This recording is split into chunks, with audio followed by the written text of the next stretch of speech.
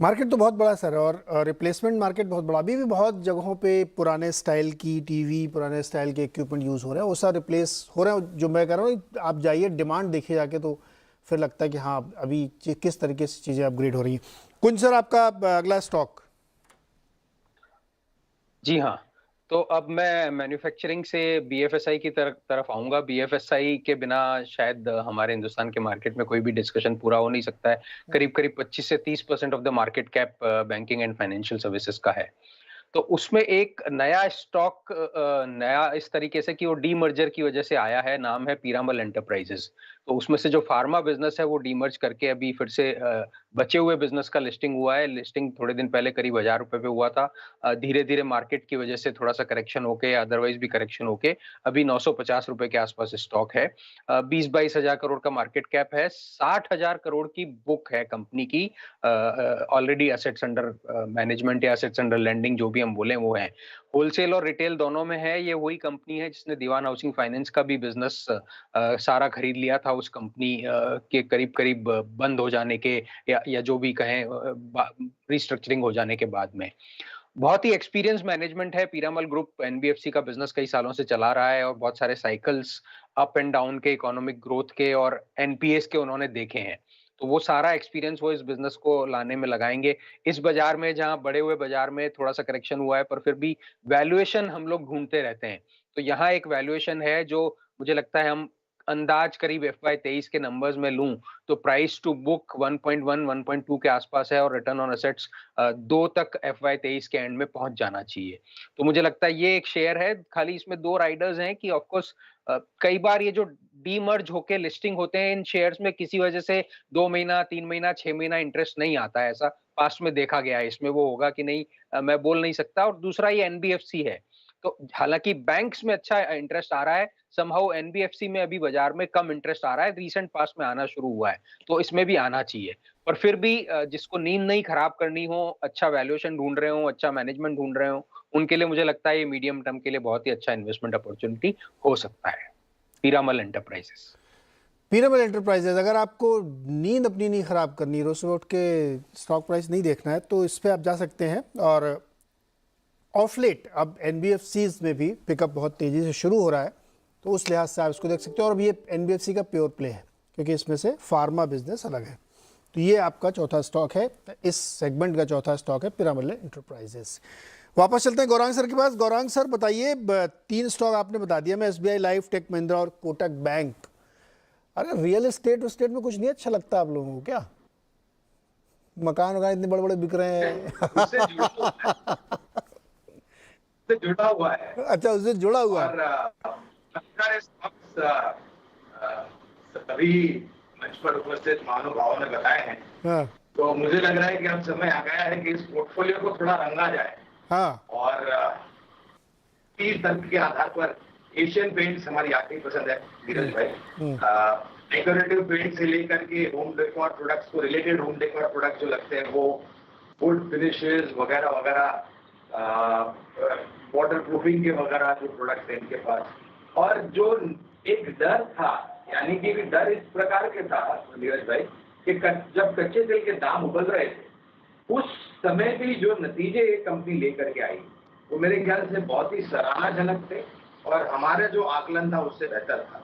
और अब परिस्थिति थोड़ी बहुत नियंत्रण में आ रही है और हम काफी सारी मात्रा में रशिया से कच्चा तेल और गैस इंपोर्ट कर रहे हैं। तो मुझे नहीं लग रहा है कि हमारे यहाँ पर ज्यादा कुछ ऐसे घबराने की बात होगी कच्चे तेल को लेकर के। और इसका असर सकारात्मक पड़ता है क्योंकि ज्यादातर जो इनपुट कॉस्ट होता है पेंट कंपनियों का, वो कच्चा तेल पर होता है।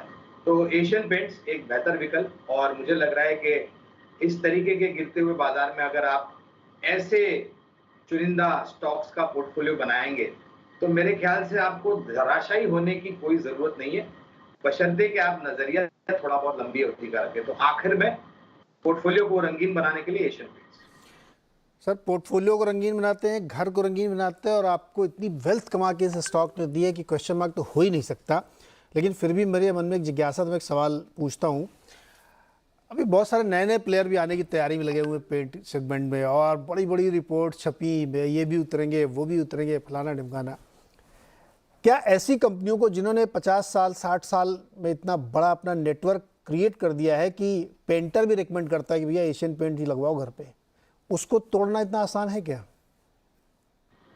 नीरज भाई, अभी गुरमीत भाई बात कर रहे थे टाटा कंज्यूमर की, और वहां पर उन्होंने टाटा संपन्न को लेकर के कुछ टिप्पणियां करी। मैं खुद एक उपभोक्ता हूं, मैं खुद कंज्यूम करता हूं टाटा संपन्न के जितने भी दाल हैं। वो हाल ही में इन्हें पोहा लॉन्च किया एक नए प्रोडक्ट के रूप में। और एक बात वास्तविकता ये भी है नीरज भाई कि अगर आपको कोई अच्छी चीज 5, 6, 7 साल तक आपका साथ देती है और आपको घर को सुरक्षित बना करके रखती है और खूबसूरत बना करके रखती है, तो आप पेंट वाले या पेंटर को बुलाएंगे तो सबसे पहला वो पेंटर को आप वही सवाल पूछेंगे, भाई एशियन पेंट लगाएंगे कि नहीं लगाएंगे, अगर आपने पहले एशियन पेंट। तो ये जो वफादारी है, जो लॉयल्टी है, जो कंज्यूमर लॉयल्टी है, ये अच्छी कंपनियों में से इतनी आसानी से नहीं जाएगी। ये बात अलग है कि कोई बहुत ही बड़ा बादशाह आ गया और डिस्ट्रप्टिव प्राइसिंग करी तो बात अलग है, लेकिन जो कंज्यूमर लॉयल्टी है वो ऐसा है ना कि अगर आपने ब्लू स्टार एसी खरीदा है, 10 साल के बाद अगर उसका कंप्रेसर खराब हो गया और आपको बदलना है, तो आप मेरे ख्याल से विजय सेल्स में या फिर रिलायंस डिजिटल में जाकर के पहले तो दाम पूछेंगे ब्लू स्टार के एसी का, बाद में अन्य दाम पूछेंगे। तो this is the consumer loyalty. तो मुझे नहीं लग रहा है कि एशियन पेंट जैसी कंपनियों को किसी भी तरह का कंपटीशन का डर। Agree sir. जैसे खाने पीने वाली कंपनियों में ना टेस्ट बड का मोट क्रिएट हो जाता है। अगर आपके जुबान पे कोई चीज़ चढ़ गई टेस्ट में तो फिर प्राइस वाइज कोई फ़र्क नहीं पड़ता, कोई मैटर नहीं करता। नेस्लेस का सबसे बड़ा उदाहरण है। मैगी के खिलाफ जब वो लेड वाली खबर आई थी तो बहुत गिर गया और लोगों ने कहा, लेकिन वो टेस्ट आपकी ज़ुबान पे चढ़ा हुआ वही उस कंपनी का मोट है, और उसके बाद देखिए फिर से वहीं पे आप खड़े हुए हैं। तो ये एफएमसीजी कंपनीज़ के लिए बहुत बड़ी चीज़ होती है लॉयल्टी, और जो उन्होंने मोट क्रिएट किया है उसको तोड़ना आसान नहीं होता है। अब है सर अगला स्टॉक आपका। जी नीरज जी, मेरा अगला स्टॉक बताने के पहले मैं जो गुरमीत ने डिक्सन की बात करी, मैं उसके बारे में कहना चाहूंगा। डिक्सन ऐसी कंपनी है जो हमारे पोर्टफोलियो में जब से वो लिस्ट हुई है तब से है, तो उस कंपनी के साथ हमारी काफी फेमिलियरिटी है। प्रमोटर्स के साथ, बिजनेस मॉडल के साथ हमने बहुत क्लोजली देखा है। और मैं ये कहना चाहूंगा कि अगर इंडिया में हम देखते हैं कि कोई कंपनी ऐसी है जिसकी कैपेबिलिटी है to make in India for the world, कि मतलब सिर्फ इंडिया तक उनकी सेल्स लिमिटेड नहीं है पर पूरे दुनिया में बेच सकते हैं वो, तो वो डिक्सन है। तो मैं गुरमीत से बिल्कुल सहमत हूं उनके व्यू से डिक्सन के ऊपर। मेरा जो चौथा स्टॉक है नीरज जी वो है लेमन ट्री होटल्स। ये हमने ऐड किया था कोविड के बाद जब हमने देखा कि ट्रैवल वापस स्टार्ट हो गया है। और लेमन ट्री की खासियत ये है कि जब कोविड था तब रूम कम करने की बजाय उन्होंने एक्चुअली अपने रूम काउंट डबल किया, ऑलमोस्ट 9,500 रूम्स पे आ गए हैं वो। और अक्रॉस द बोर्ड उनका प्रेजेंस है। लग्जरी में ओरिका ब्रांड है उनका, फिर लेमन ट्री ब्रांड है जो मिड मार्केट है, और कीज के थ्रू वो बजट में भी है। तो बहुत अच्छे से उन्होंने मैनेज किया अपने कॉस्ट को, अपने रूम काउंट एडिशन को। और अब जो सबसे बड़ा ट्रिगर है नीरज जी इस स्टॉक में है, जो अभी सॉफ्ट लॉन्च होने वाला है ओरिका मुंबई में इंटरनेशनल एयरपोर्ट के पास, उनका 750 बेड का होटल खुलेगा। वो एक बहुत बड़ा ट्रिगर है इस स्टॉक के लिए, क्योंकि वो लिटरली डबल कर देगा कंपनी की अर्निंग्स को। और जिस तरह से बिजनेस ट्रैवल वापस आया है, और बिजनेस ट्रैवल एकदम नॉन डिस्क्रिशनरी है, क्योंकि अगर उनको इवेंट करना है तो करना है, अगर उनको ट्रैवल करना है तो करना है। तो ये कंपनी जो है इसमें बहुत ज्यादा ऑपरेटिंग लेवरेज है कि जैसे डिमांड इंक्रीज होगी इनकी फिक्स कॉस्ट इंक्रीज नहीं होगी, तो मार्जिन जो है वो बहुत अच्छा आएगा अगले 2-3 साल के लिए, ऐसी हमारी उम्मीद है। तो लेमन ट्री मैं कहूँगा अगेन, एक अगर आप इसके कस्टमर हैं, होटल में रहते हैं, तो स्टॉक ले लें, एक तरह से आपका डबल फायदा हो जाएगा।